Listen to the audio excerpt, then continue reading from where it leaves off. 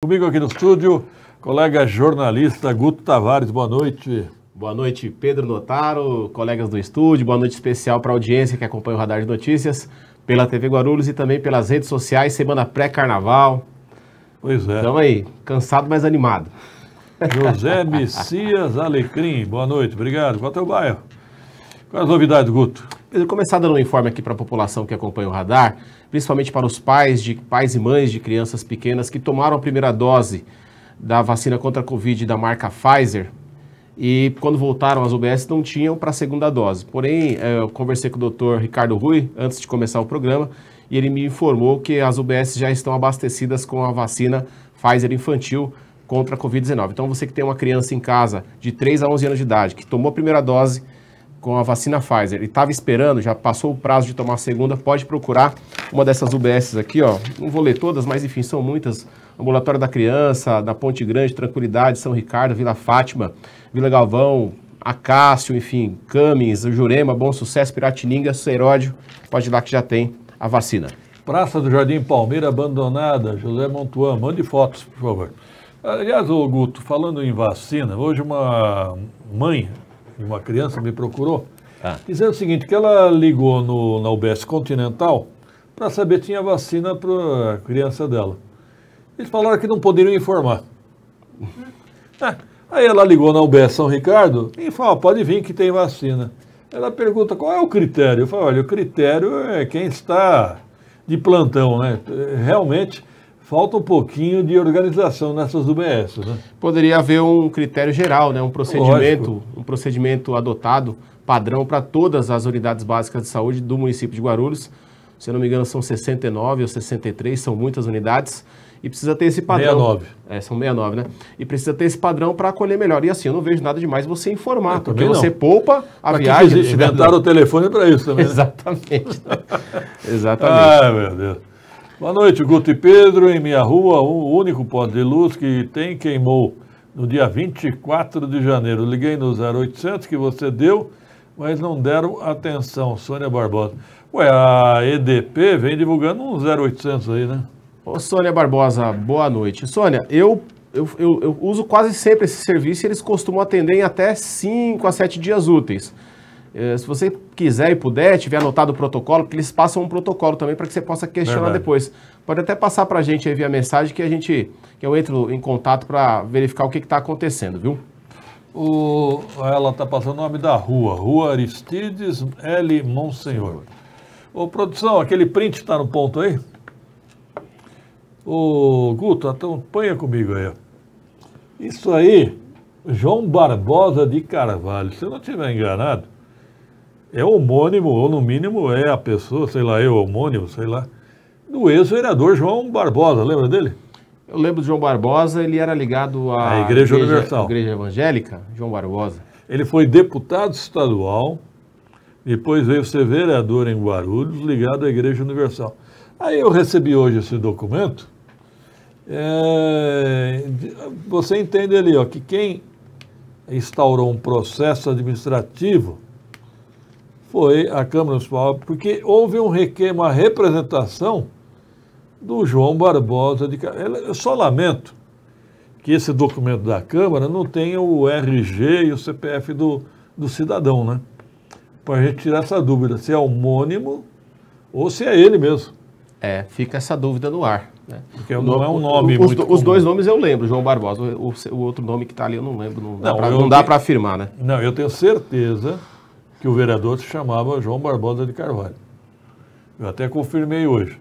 Eu só não sei se é um homônimo, muita coincidência ou não, né? Eu acho que não. Agora, quem é estranho, hein? Um ex-vereador aparecer no processo e questionando o concurso da Câmara? Exatamente, estranho. Estranho. Boa noite, dupla de São José dos Campos. Quem é que está lá? João Camargo. Obrigado pela audiência. Bela cidade, hein, São José dos Campos. O Emerson Sbeck traz para lavar. Diga aí, Guto. Ô Pedro, ontem você e o Rabi Calil participavam aqui do programa, eu mais uma vez na audiência, sempre prestigiando você, o Rabi aí. Era você, então. E vocês comentavam sobre a votação dos vereadores, né, que eles teriam sido menos votados, aí, eleito com menos votos.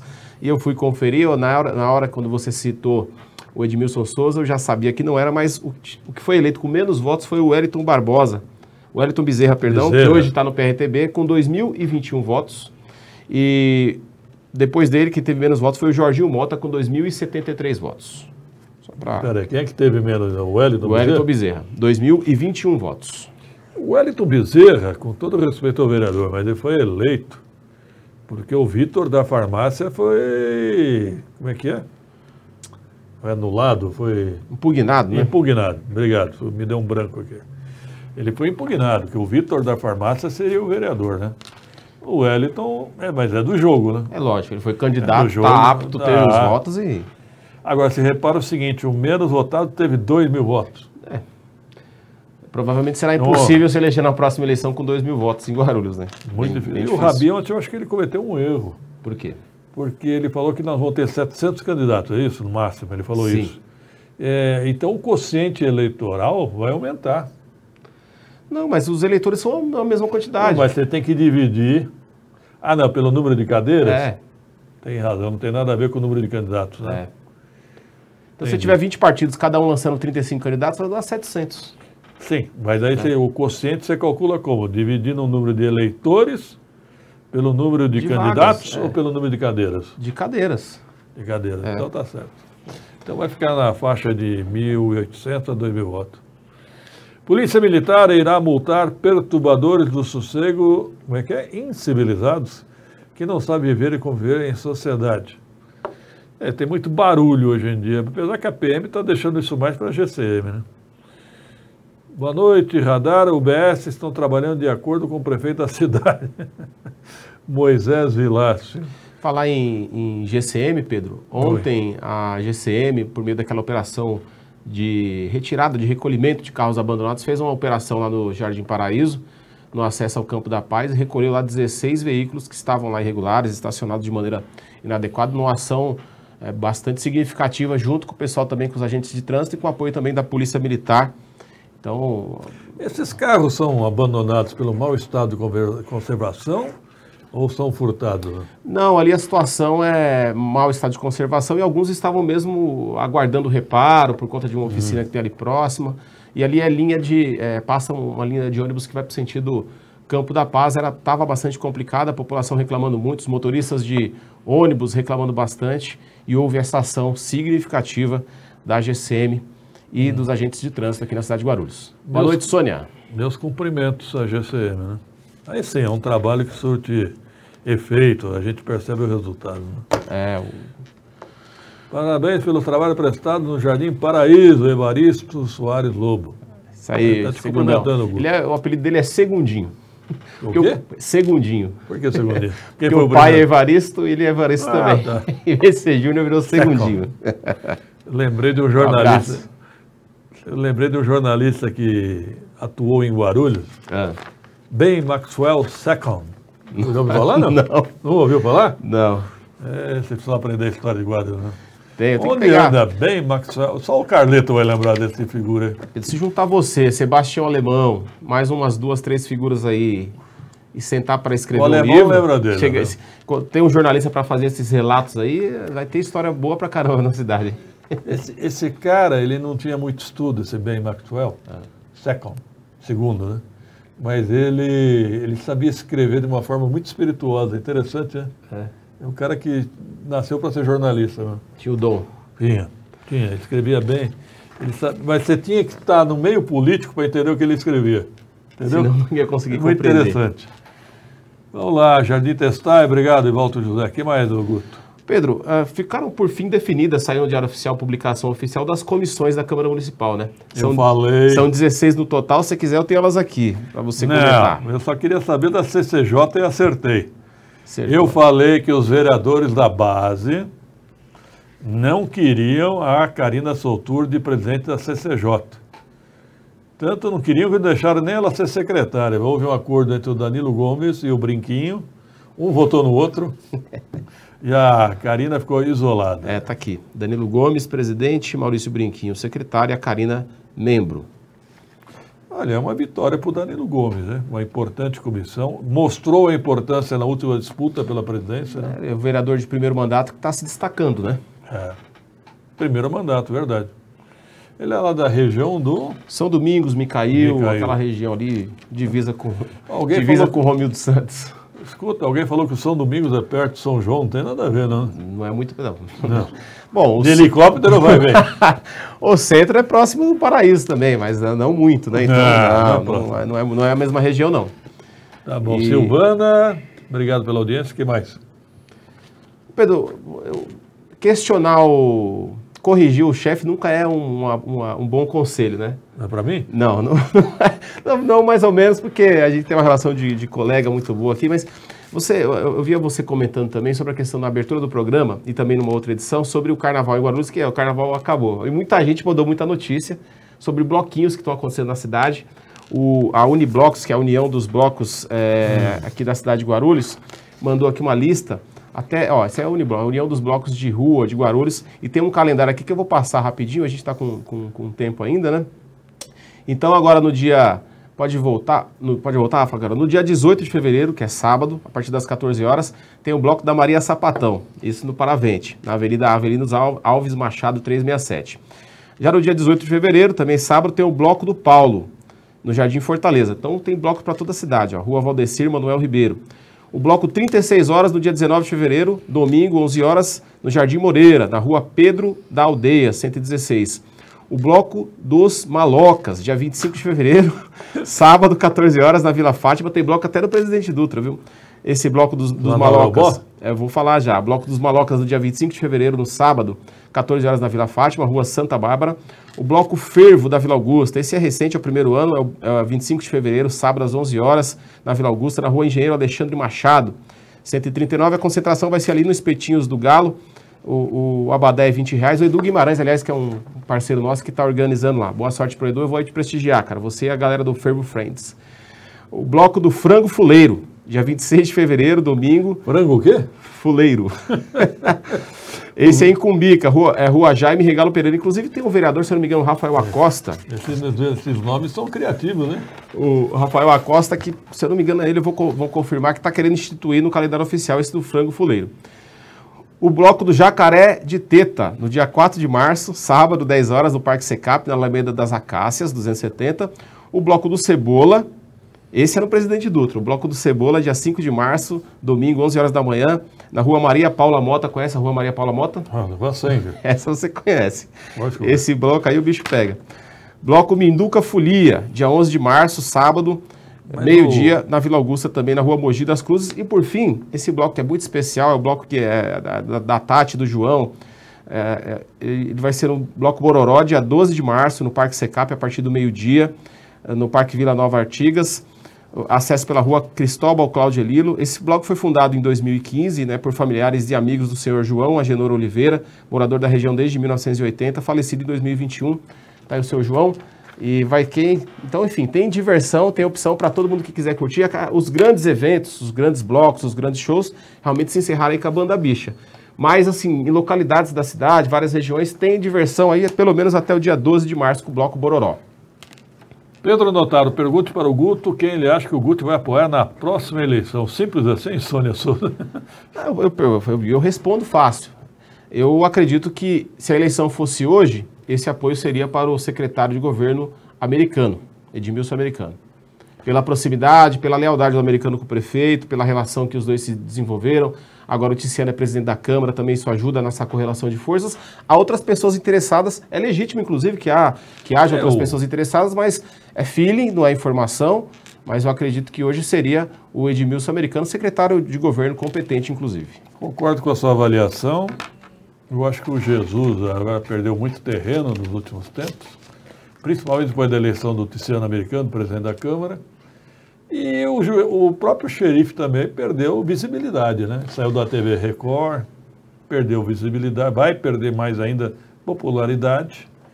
E também, o que está chamando a atenção é essa movimentação do secretário Tiago Surfista. Também. Tiago Surfista também é um desses novos quadros políticos, com juventude, com trabalho, com com voto, né? Foi muito bem votado. O Thiago Surfista também está fazendo um bom trabalho lá na Secretaria de Meio Ambiente, no sentido, principalmente até político, está conseguindo construir agendas boas com o prefeito. Também está no páreo, também tem, vamos dizer assim, se coloca à disposição das forças políticas da cidade para ver o que vai acontecer. Mas hoje, se fosse hoje, já dei a resposta. A eleição está praticamente desenhada, gente. Nós vamos ter o candidato do PT, seja quem for, se for o Alencar ou o Pietá. Aliás, o Pietá virá amanhã aqui no Radar. Eloy Pietá? Estava com o Geraldo Alckmin, eu vi uma postagem dele entregando um pedido para estender o trem ali do Secap Taboão até o Bom Sucesso. O Alencar já tem um projeto desse. Então, disputa primeira interna, né, Pedro? Essa disputa vai ser pesada. Alencar, o Pietá, nós vamos ter o candidato do governo, seja quem for, Americano, Xerife, Jesus ou Surfista. Sim. Eu acho que está mais para o Americano hoje. E o terceiro candidato vai ser a terceira via, né? Vai ser a Franco Correia, o Nakashima, o Silvio do X. Tem mais alguém na terceira via? Nakashima, você comentou, né? Lucas Sanches. Tá esses quatro aí. Por falar em Márcio Nakashima, ele esteve agora à tarde no Palácio dos Bandeirantes com o ministro, com o secretário Gilberto Kassab. Ex-ministro. Ex-ministro, né? Tratando sobre um projeto de lei do Nakashima, que é o auxílio aluguel para mulheres vítimas de violência. Ele estava tratando sobre a regulamentação desse projeto que o Márcio comemorou muito, ele atua muito nessa questão de políticas públicas para a proteção das mulheres vítimas de violência, sejam sexuais ou físicas, de outra maneira, psicológica. Ele estava lá despachando com o Kassab. Kassab, que é considerado professor por muita gente na política, né, chamado de professor. Articulador. Pela sua articulação. E o deputado estadual Márcio Nakashima esteve agora à tarde com o Gilberto Kassab. Eu tenho outra leitura dessa foto aí, hein? Significa porque o Nakashima foi muito oposição ao Dória e ao Rodrigo Garcia, né? Agora, ele está mais próximo desse atual governo aí do Tarcísio e do Kassab, né? Sim, o Kassab é o maestro do governo estadual. Muito bem. E o Jorge Wilson será o líder do governo, e não é só até o dia 15 de março, não. Pelo que eu apurei, tem minhas dúvidas. Pelo que eu apurei, ele segue como líder. Pode ser que tentem derrubá-lo, mas... Já estão, né? Hoje saiu no Estadão também, né, viu? Eu vi também, né? Mas ele, a perspectiva, o acordo, a conversa é para que ele siga. Senão não teria sentido fazer o anúncio agora, para depois tirar o cara dia 15 de março. Às vezes colocaram ele porque queriam impedir outra pessoa, né? Na verdade, segundo a reportagem do Estadão hoje, essa nomeação do xerife foi uma espécie de se afastar um pouquinho do bolsonarismo raiz, né? Sim.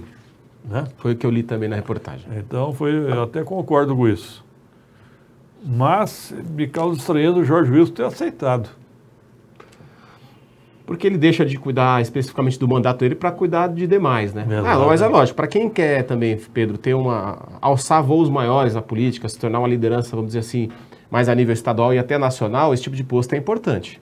Para quem pensa em ser candidato a prefeito, já não é. Não, isso que eu queria dizer. Exatamente isso. Ele saiu da Record, perde visibilidade.